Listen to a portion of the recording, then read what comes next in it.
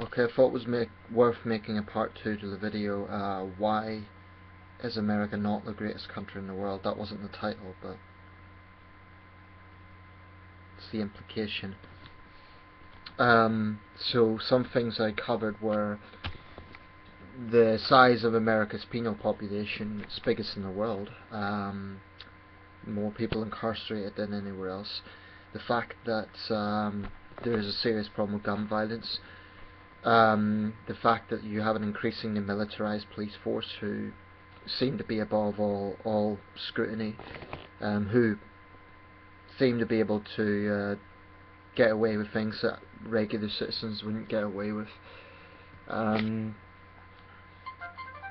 who, you know, you have this wealth poverty division. So clearly America's a country that has a lot of problems, despite its claims to be the greatest country in the world. And I want to cover a few more things. I also mentioned the NSA scandal. There's other things. Race relations. Now, this is obviously a very touchy area given American history, but I believe it's still something that presents real problems, and I don't want to name contemporary issues because I don't want to give the impression I'm trying to inflame anything. I think you might well know what I'm talking about. But I think the United States has come a long way in this regard, but it is still simply an observation that a lot of Americans still judge other people based on the colour of their skin. There are a lot of white Americans who judge black Americans based on the colour of the skin. There's a lot of black Americans who do likewise. America is still a country where where race seems to be a very hot topic, a lot more intense than, say, it is in Canada. And Canada is also a very diverse country, so I don't think it's the case that America's more diverse than anywhere else. I mean, other Western countries have a lot of diversity as well, so there seems to be, I mean, whenever there's some debate in the US and race is somehow involved, you just have to look at the comment section to get a sort of, hell, you know, I would say the comment section on YouTube is a great demographic to look at, because it really shows a lot of people, it shows a lot of opinions, and forget, you know, street polls, just look at the comment section on YouTube, you get a good idea of the sort of opinions that are out there. And clearly there is still a lot of division in America regarding race. Now, I want to be objective. I do believe the United States has come a very long way. Obviously, the idea of having someone like Mr. Obama in the White House would have been inconceivable 100 years ago. But that doesn't mean, I think sometimes it's misleading to just look at those in power as a barometer of overall progress, although it's certainly a significant thing. I mean, to give another analogy, India has had high-ranking Dalit politicians, politicians of lower castes, and yet India still continues to have severe caste discrimination. So to make a similar analogy, America may have its first black president, but there is still a lot of racial tension. And this is not trying to stir things up, it is simply an observation based on what I've seen on comment sections. Now, for having said that, there's also a lot of Americans who couldn't care less and who get on with their lives. They've got black friends, they've got white friends, they've got Asian friends, Hispanic friends. So it's not, this is obviously not universal. All I'm saying is that it is, I do think it is more intense than in other Western countries, other diverse countries. I do think it is more intense than some places. Human rights. Now, this is a very important one because America very often lectures other countries on this, particularly China and Russia. I would say the United States is very far from being a world leader on human rights. It's certainly not the worst, but I mean, for example, it is one of the few Western countries that still uses the death penalty. Now, obviously this is a controversial topic, and there will be those who say that, well, they get what they deserve. Some of these people have committed heinous crimes. And I'm actually open-minded on this debate. I can understand both sides. But the fact is, most countries have abolished death penalty. Not just most democracies, most countries. Only Japan and the United States still regularly uses death penalty. This is not something to be proud of in the year 2014. And in my view, basically what it comes down to is state level killing. But it isn't just a death penalty we want to look at. Also, the fact of keeping people on death row for years, I think there's something very unsettling about that. But it's also this use of solitary confinement for years on end. If that's not a form of psychological torture, I don't know what is. Guantanamo still hasn't closed. The Obama administration's been an abject failure in that regard. So there are a lot of areas that really need to be looked at. Okay, I should backtrack a little. I don't know the situation with Guantanamo. It's just the last time I've checked it wasn't closed. Maybe it has since the last time I looked into the subject, but certainly the very fact that America was using that. I mean, this is a country that used the gas chamber until I believe the early 60s. So there are a lot of things in America that really are questionable. The usage of the electric chair.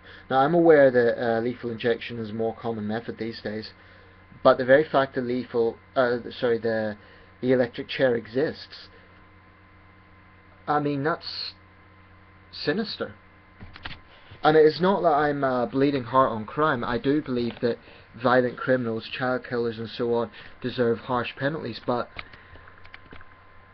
I don't think America is anywhere close to being a world leader on human rights. When you look at the problems of police brutality, when you look at also another very big problem is that money is a very big factor in fairness in America, insofar as if you're poor, you're not going to get the same sort of legal treatment that you would get if you were rich. And that is something that is seriously questionable. America may be a classless society in the sense of not being having a traditional class system the way Europe did, but that does not mean that there is not very deep unfairness, and it is obvious that money dictates a lot in the United States. There is also a lot of bigotry in America towards, for example, unemployed people. This is something I've noticed. Now, that is very true in Britain as well, but it's definitely something that I've noticed. So I see all these problems together, and I think, can America really call itself the greatest country in the world? The power of the media. There's an enormous amount of media influence that is arguably a lot more negative than it is positive, and it isn't just Fox News. You get this on both sides. CNN, I'm going to name the issue now, but Ferguson. CNN has been accused of inflaming that situation, and based on their reports, the sort of sensational style of reports, I would say it has, and I'm disappointed because CNN used to be a reputable news network. There are other issues. I mean, you get TMZ, you get the sort of power. In other countries, the media has too little power. In a country like China, there's almost no press freedom. It could be argued in a country like the United States, the media has far too much power. And you also get a situation whereby big money dictates elections. Now, it's not that that necessarily means the wrong candidate wins an election, but when you have a multi-billion-dollar election, as was the case in 2012, when it becomes all about money, it's a bit like sports. Sports is all about big money nowadays. I think that is something that needs to be questioned. When an election is all about money and all about who can have the most attack ads, these are the things that really need to be scrutinised, and I think they need to be scrutinised before 2016. There needs to be a bit more of getting back down to earth instead of this constant attack ads against political opponents. I know how politics works. You're inevitably going to have criticism, but America's become very polarised in recent years, and that is, I don't think that's an asset to democracy. In a democracy, obviously you need different viewpoints, but when it's that polarised, i.e. when you have a Democrat president and Republicans are going against him just for the sake of it, or when you have a Republican president and Democrats are going against him just for the sake of it, that's a problem. Now, in a democracy, like I say, it is important that you have different views, but a nation doesn't go forward with that sort of divisiveness. So I think I've covered everything I want to cover. Foreign policy I didn't touch on. Without question, America is seen as a warmongering country by much of the rest of the world. Now, personally, I have somewhat changed my stance in the last 10 years regarding, I am a supporter of humanitarian intervention, but it is obvious, and I don't intend to make this particular segment very analytical, but it is obvious that America's foreign policy is very often dictated by vested interests, I believe more so than human rights concerns, because very often America props up regimes that have appalling human rights. So if it's all about dignity and freedom and liberty, that isn't consistent with America's track record. I don't believe in the Ron Paul approach. I don't believe in isolationism, but America is the world's most powerful military, and very often it has used the military as seemingly, if not a first resort, then a very close second resort. And this is the image of America as being a powerful, aggressive country. And I think that's unfortunate, because actually America does a lot of good work, humanitarian work. Very often when there's major natural disasters in other parts of the world, it's the Americans who are first, or among the first, to help out.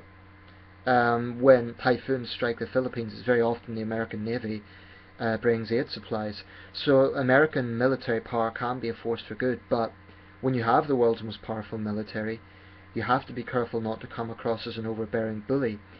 And frankly, America does, more often than not.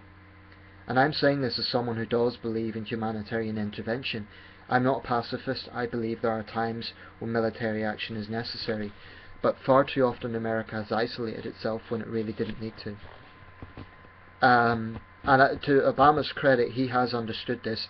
He has understood that the importance of international consensus and building hearts and minds.